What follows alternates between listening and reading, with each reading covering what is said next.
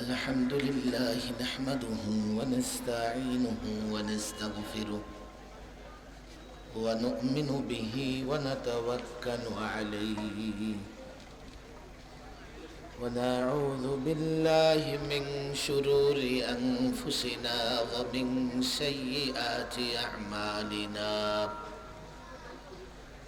من يهده الله فلا مضل له ومن يضلله فلا هادي له ونشهد أن لا إله إلا الله وحده لا شريك له ونشهد أن محمدا عبده ورسوله أما بعد فأعوذ بالله من الشيطان الرجيم بسم الله الرحمن الرحيم وما أرسلناك إلا رحمة للعالمين صدق الله مولانا العظيم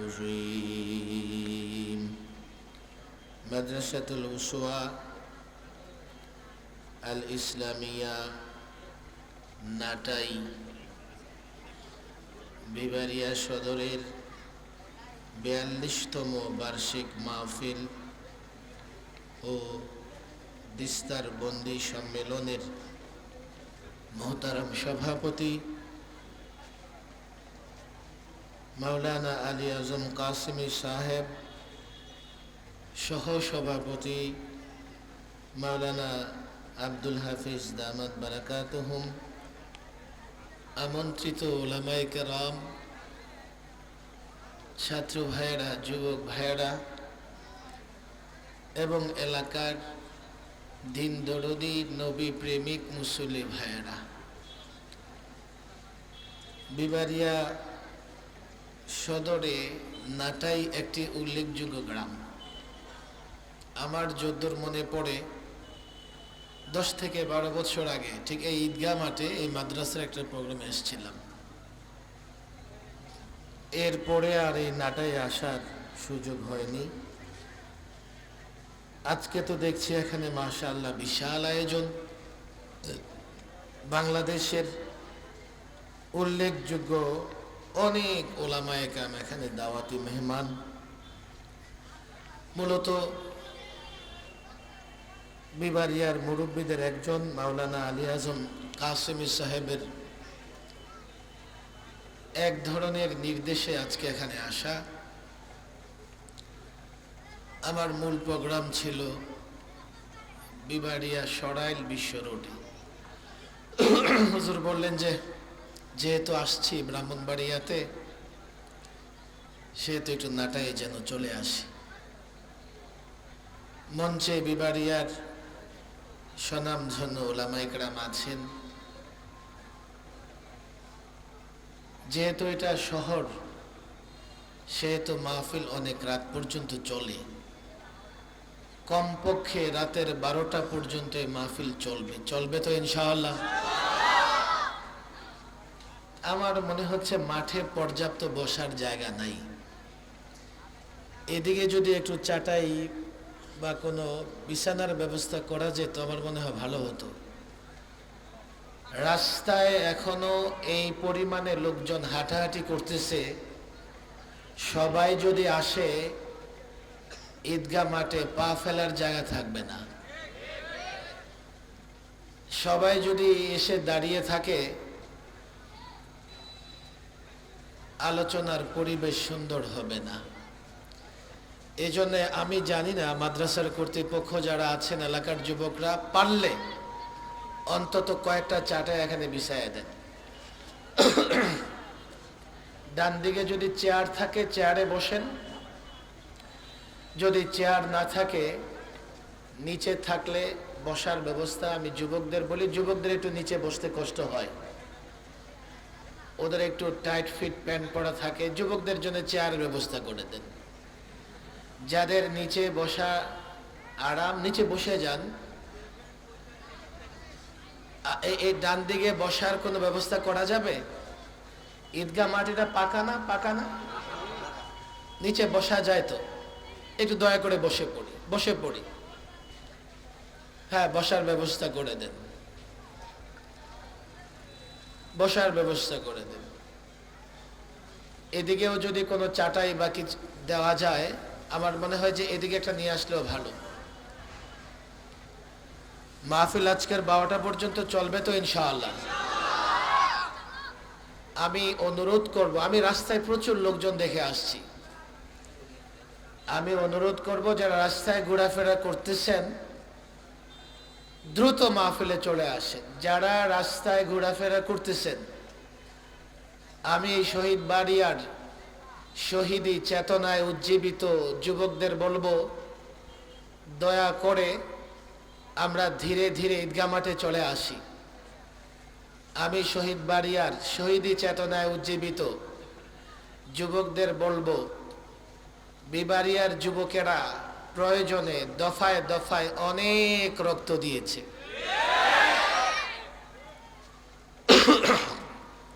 এই তো 21-এর কথা, প্রায় 17টা তাজা প্রাণ ঘাতকের বুলেটের আঘাতে নিষ্প্রাণ হয়ে গেছে, নিস্তেজ হয়ে গেছে। আমি যখন পেছনে এসে বসেছি, তখন আমি একটা এলান, একটা ঘোষণা শুনেছি, সপ্তাহখানেক পরে হয়তোবা আপনারা একটা বড় ধরনের প্রোগ্রাম করবেন। কেন প্রোগ্রাম করবেন? বিবাড়িয়াতে এই খুনের পেছনে, মার্ডারের পেছনে, হত্যার পেছনে যার প্রত্যক্ষ মদদ রয়েছে, সেই খুনি জেলখানা থেকে বের হয়ে আসতে চায়, জামিনে বের হয়ে আসতে চায়। অথচ আমার শহীদ ভাইয়েরা এখনো কবরে। শহীদ ভাইয়েরা, আমার ভাইয়ের লাশ কবরে থাকবে, আর খুনি উন্মুক্ত আকাশের নিচে ঘুরে বেড়াবে, এমনটা হতে পারে না। সে খুনি, হত্যাকারী, আর হত্যাকারীকে সর্বোচ্চ শাস্তি দিতে হবে। আমি জানি না বর্তমানে একটা সময় নানা রকমের দেশ নিয়ে ষড়যন্ত্র চলতেছে।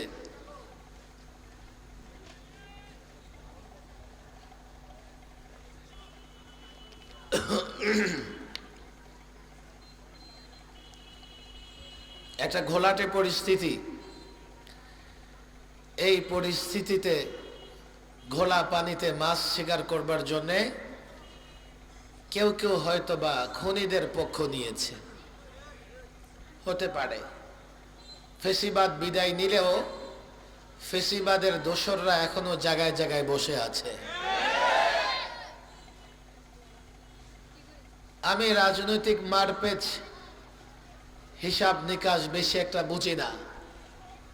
আমি যেটা বুঝি, যে খুন করেছে তার শাস্তি হবে, এবং সেটা হবে সর্বোচ্চ শাস্তি। এটা বাংলাদেশের আইন, এটা ইসলামের আইন, এটা শরীয়তের আইন। আইনের মারপেচে, কালো টাকা ব্যবহার করে, পেশি শক্তি ব্যবহার করে, গোপনে কোনো দোসরের সঙ্গে আঘাত করে কেউ যদি আবার উন্মুক্ত মাঠে দম্ভ করে ঘুরে বেড়াতে চায়, দাম্ভিকতা প্রদর্শন করতে চায়, বাংলাদেশের অন্য কোথাও পারলেও বিবাড়িয়াতে পারবে না। আর যাই হোক, একজন খুনি কখনো ঘুরে বেড়াতে পারবে না। আমি জানি এখানে অনেক মিডিয়া আছে, হয়তোবা প্রশাসনের ভাইয়েরাও এখানে আছেন। আপনাদের বলে দেই, উপরে পৌঁছায়া দেন, মিডিয়ার মাধ্যমে এ খবর জাতিকে জানায়া দেন। আমি যা দেখেছি, ঘোষণা করার সঙ্গে সঙ্গে আপনারা যেভাবে স্লোগান দিয়েছেন, সে শুধু জামিনে বের হয়ে আসতে চায়। জামিনে যদি খুনি বের হয়ে আসে, তার অবস্থা কি হবে আল্লাহই ভালো জানেন।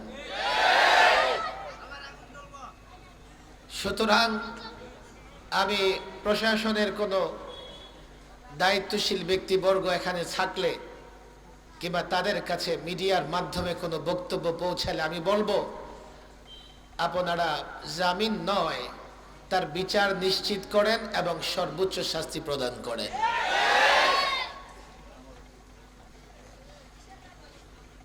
নাটাই এবং বিবাড়িয়া বা শহীদ বাড়িয়া এর ইতিহাস ঐতিহ্য শুধু যে আপনারা জানেন বা আমি জানি এমন নয়, গোটা বাংলাদেশের মানুষ এই বিবাড়িয়ার ইতিহাস ঐতিহ্য জানে। বিবাড়িয়ার মানুষের সাহস, বিবাড়িয়া মানুষের সংগ্রামীর ইতিহাস, বিবাড়িয়া মানুষের ঐতিহ্য আমরা সকলেই জানি। তবে দুঃখজনক একটা বিষয় হচ্ছে, যে প্রত্যাশা নিয়ে আমার মতো একজন নিরীহ মানুষ তিনবার সরকারি মেহমান হয়েছিলাম, দিনের পর দিন রিমান্ড খেটেছি, বছরের পর বছর বদ্ধ কামরায় ফাঁসির সেলে কষ্টকর জীবন অতিবাহিত করেছি। একটা প্রত্যাশা ছিল আমাদের, আমরা একটা আশা নিয়ে এই কাজ করেছি।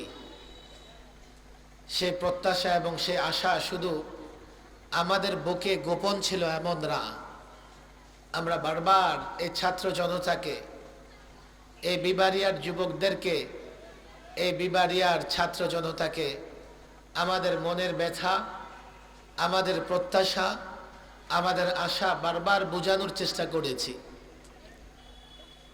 যে কথা আমি বারবার বলেছি, যে ব্যথা আমি বারবার মানুষকে বোঝানোর চেষ্টা করেছি, এই কথাগুলো আমার ব্যক্তিগত কোনো কথাও ছিল না। এই স্বপ্ন, এই আশা, এই প্রত্যাশা বিবাড়িয়ার আকাবির, বিবাড়িয়ার আসলাফ মুরব্বীদেরও ছিল। ফখরে বাঙ্গালের সেই স্বপ্ন ছিল, মুফতি আমিন রহমাহুল্লাহর সেই স্বপ্ন ছিল, মুফতি নুরুল্লাহ সাহেবের সেই স্বপ্নই ছিল, বিবাড়িয়ার মুফাসসির হুজুর খ্যাত বড় হুজুর রহিমাহুল্লাহর সেই স্বপ্ন ছিল, সিরাজি সাহেবেরও সেই স্বপ্ন ছিল।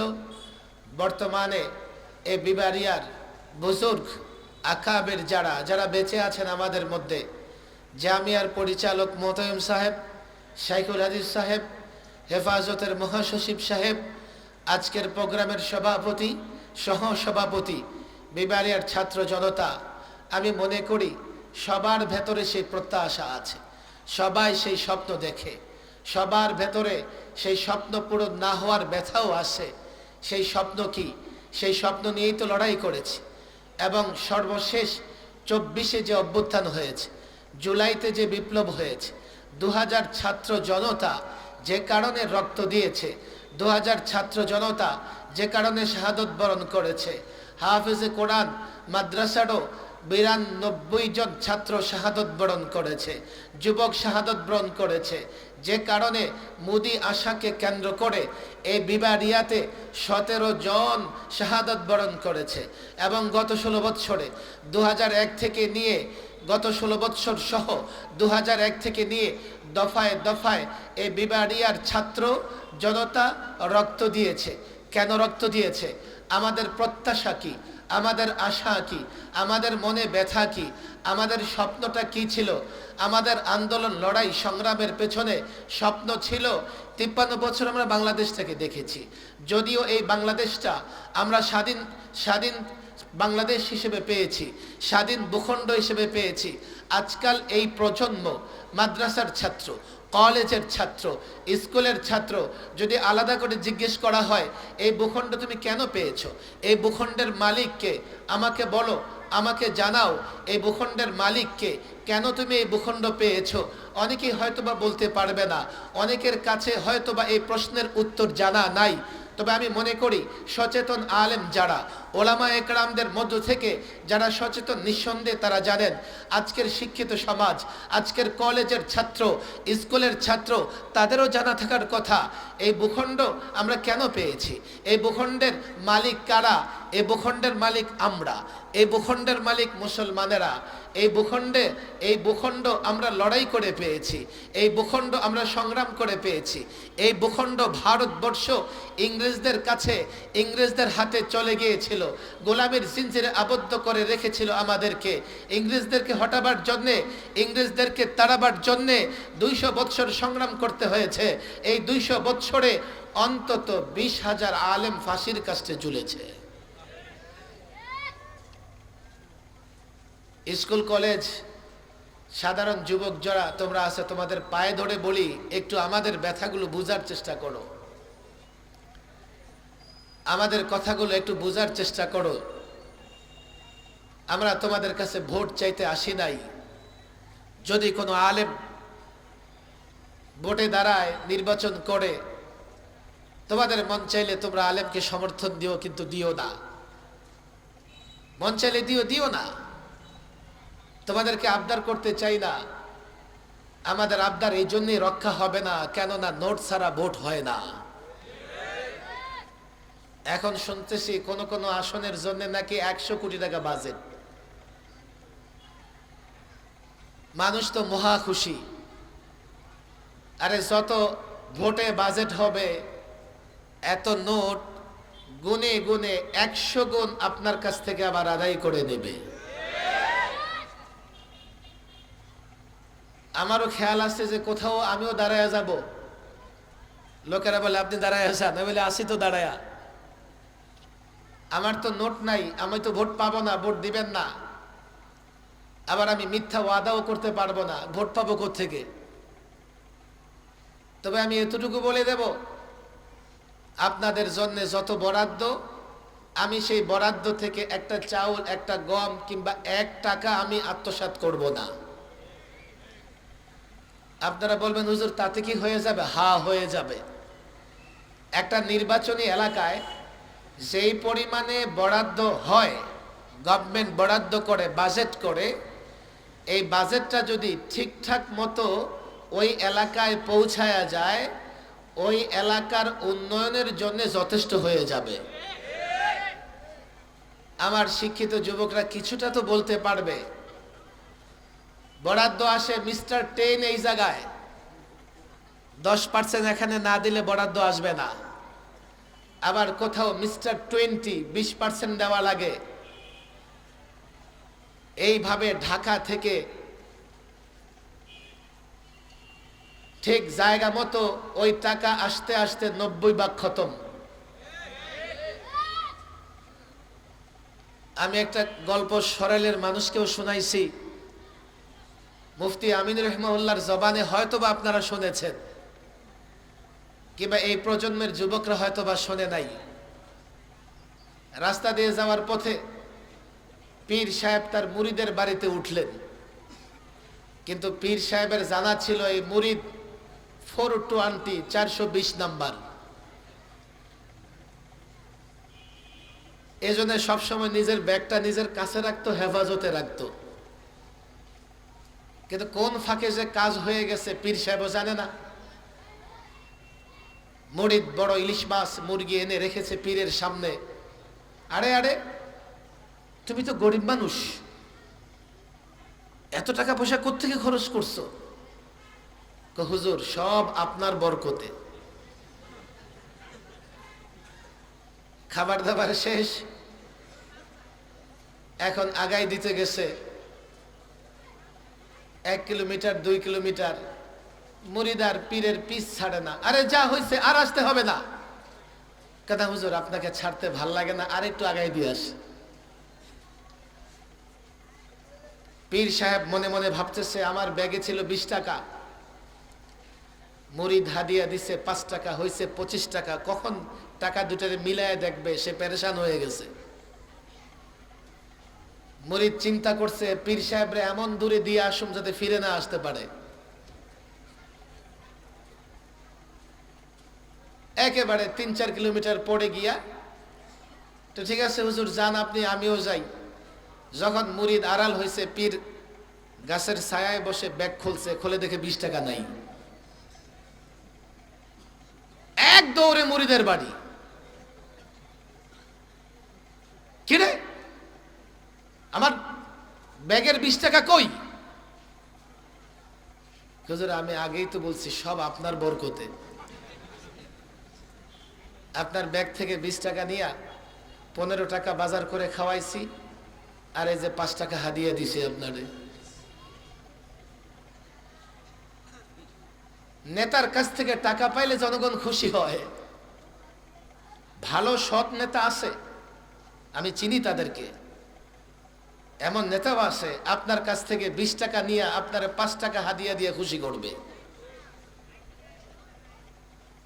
কোন নেতা বাড়ি গাড়ি বিক্রি করে রাজনীতি করবে না। রাজনীতি এখন অনেক বড় ব্যবসা। রাজনীতি করবে সে লাভবান হওয়ার জন্য। কথা ঠিক না বেঠিক? আমি আমার কুমিল্লার এলাকার লোকদের বলে দিয়েছি, আমি কোনো ওয়াদা করব না, কোনো উন্নয়ন করব না। আপনাদের 20 টাকা নিয়া 15 টাকা আমি নিজে রেখে 5 টাকা দিব না, বরং পুরো 20 টাকাটাই আপনাদের থাকবে। এগুলো ভিন্ন বিষয়। কোন আলেম ভোটে দাঁড়াইলে ভোট আপনি দিবেন কি দিবেন না আপনি সিদ্ধান্ত নেবেন,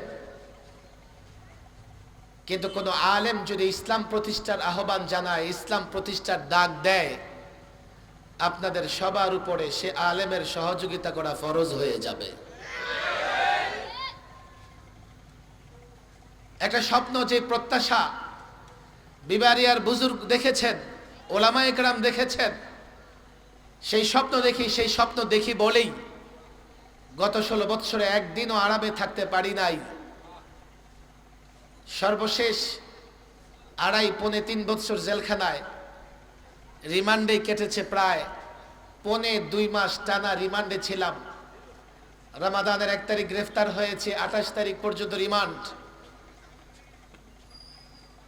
অনেকেই বলে ওনারা ফিরে আসবেন।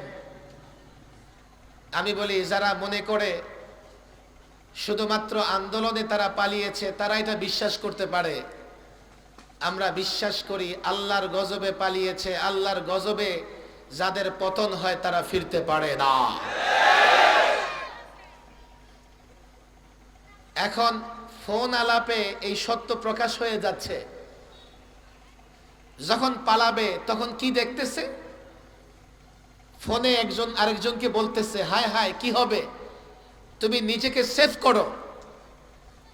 আমি তো বাসার চতুর্দিকে সাদা জুব্বা আর দাড়িওয়ালা দেখতেছি।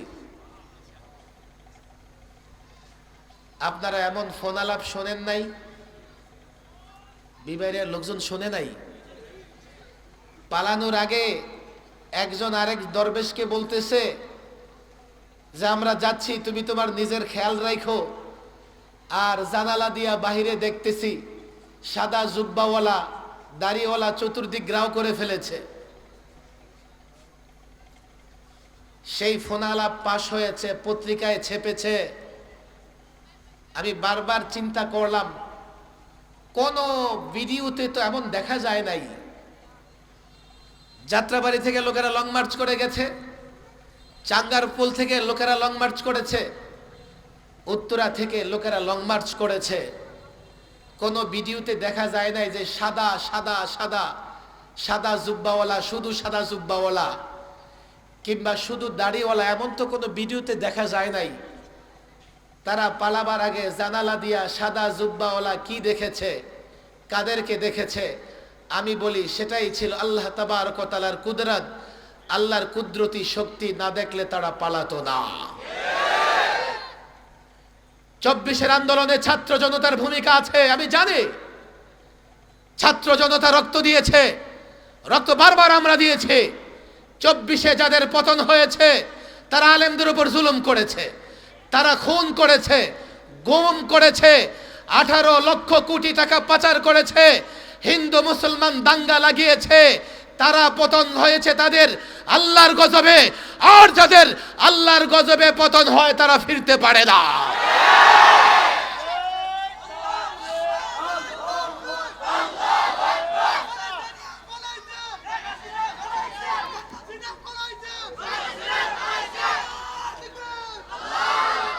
আমরা বারবার বলেছি বিবারিয়া যে এমন একটা রবিউল একটা বেয়াদব, চূড়ান্ত বেয়াদব ছিল,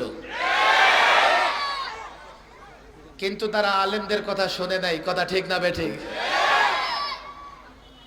আরে মানলাম তোমার দলের নেতা, কিন্তু সে যখন আলেমদের সঙ্গে বেয়াদবি করে, সে যখন আলেমদেরকে নিয়ে কটূক্তি করে, তো তোমার দলের বলে তাকে আশ্রয় দিয়ে রাখবা? এখন তো তুমিও নাই, সেও নাই। এখন বিবারিয়ার আলেমরা কর্মসূচি ঘোষণা করেছে। বিবারিয়ার আলেমদের কর্মসূচি ঘোষণা করা মানে এরপরেও যদি কোনো আদালত জামিন দেয়, এই জামিন চলবে না, বিবারিয়ার জনগণ তাকে জামিন দিবে না।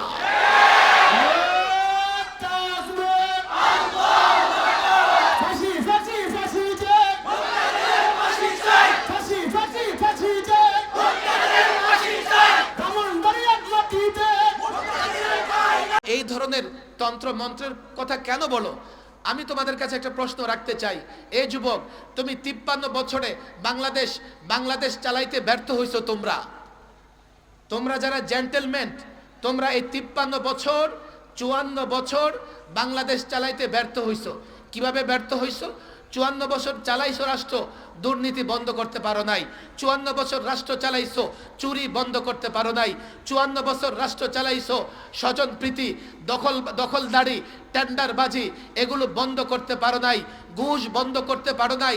তাহলে যে ইজম, যে ডেমোক্রেসি, ন্যাশনালিজম, সোশ্যালিজম, ধর্মনিরপেক্ষতাবাদ, যে তন্ত্র মন্ত্র দিয়া রাষ্ট্র চালাইয়া ব্যর্থ হইছো, আবার সেই তন্ত্র মন্ত্রের কথা তোমরা কেন বলো?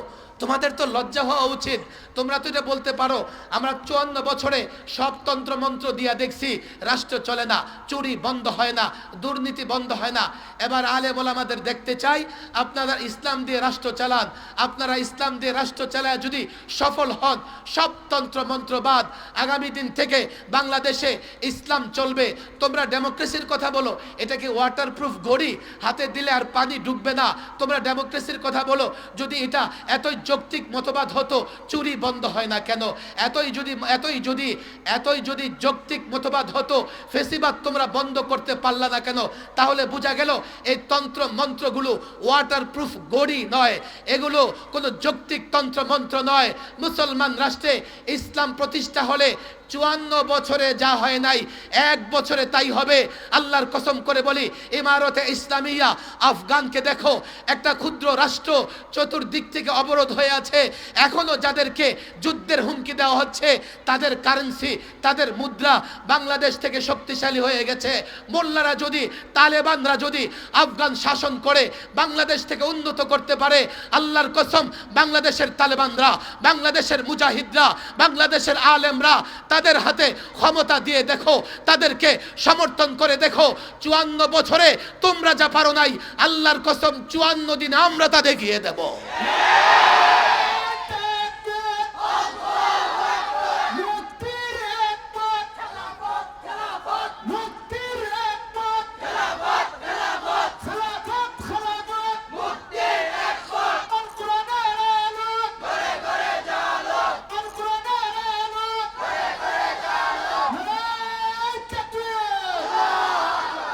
তোমরা বলতে পারো, হুজুর আমাদের বাদ দিয়ে দিলেন, আমি স্কুল কলেজে পড়ি। না রে ভাই, বাদ দিব না কাউকে।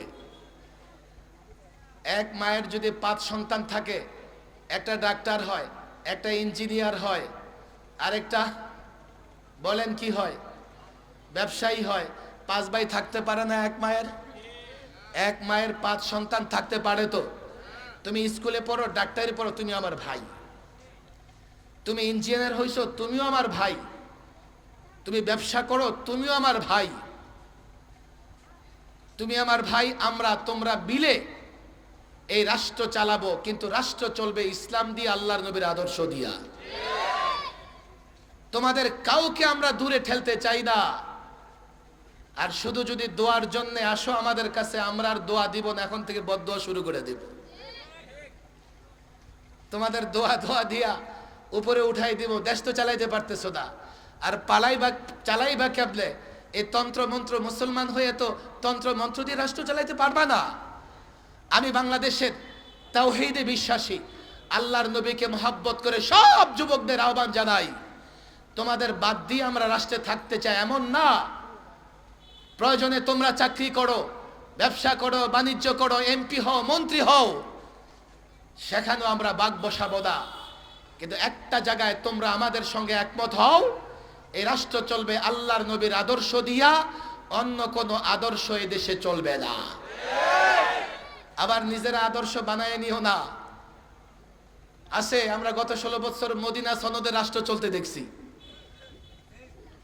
মদিনা সনদে রাষ্ট্র চালায়, এমনও দেখছি এই নামে মাত্র মুসলমান আর মুখে মুখে ইসলাম কিংবা মডার্ন ইসলাম, আমেরিকার সার্টিফিকেট নিয়ে ইসলাম, ভারতের সাপোর্ট নিয়ে ইসলাম, ওই ধরনের ইসলাম চলবে না। খাঁটি ইসলাম, কোরআন সুন্নাহর ইসলাম দিয়ে বাংলাদেশ চলবে। কথা ঠিক না বেঠে? যদি তোমরা ওয়াদা রক্ষা করো, আমরাও তোমাদের সাথে আসি। আর যদি ওয়াদা রক্ষা না করো, আমরা ক্ষমতার পরোয়া করি না, আমরা জালেমের রক্ত চক্ষুকেও পরোয়া করি না। তোমরা তো মনে করো যে কোনো একটা কনস্টিটিউয়েন্সি আসন নিয়ে তোমরা লড়াই করবা। আমরা এই ভূখণ্ড হেফাজতের জন্য লড়াই করি, আমরা এই ভূখণ্ডে কালিমার পতাকা উড্ডীন করবার জন্য লড়াই করি। ভূখণ্ডে না, সুযোগ হলে দিল্লিতেও ইসলামের পতাকা উড়বে ইনশাআল্লাহ। আল্লাহ তাবারক ওয়া তাআলা, এখানে হাজার হাজার যুবক মাদ্রাসার ছাত্র জমা হয়েছে। আমি বড় ব্যথা নিয়ে বলে যাই, একটা সময় আমাদের বুঝতে হবে ইসলাম কি জিনিস, সবাইকে বুঝাইতে হবে। যদি আমরা ইসলামের শ্রেষ্ঠত্ব বুঝি, তখনই আমরা ইসলাম প্রতিষ্ঠায় অগ্রসর হব। আল্লাহ তাবারক ওয়া তাআলা আমাদের সকলকে ইসলামের শ্রেষ্ঠত্ব সৌন্দর্য বুঝার তৌফিক দান করুন। ওয়া মা তাওফীকি ইল্লা বিল্লাহ ওয়া মা আলাইনা ইল্লা